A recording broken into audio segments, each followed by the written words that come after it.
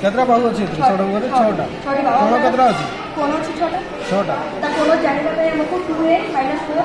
by 8 is equal to cover 90% आणि तारो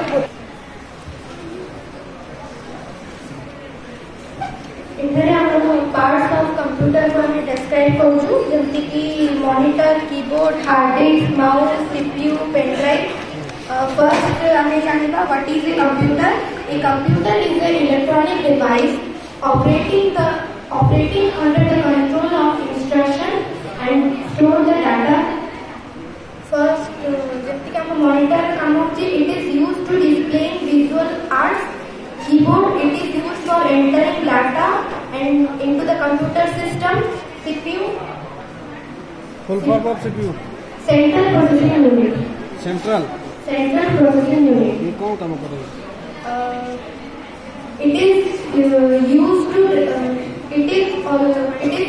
interpret process and execute instructions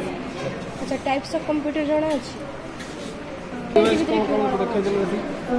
which are input devices keyboard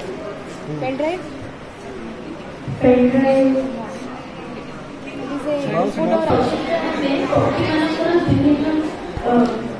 parts विषय जानक चाहूँ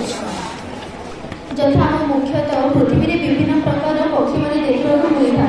किंतु सेमानठार मुख्यतः 4 प्रकार पक्षी रहନ୍ତି जथा स्ट्रॉक पक्षी हिमिंग बर्ड ऑटो पक्षी और सागण एही प्रोजेक्ट रे सागण विषय कहा है कि एमाने मुख्यतः केरल तमिलनाडु और कर्नाटक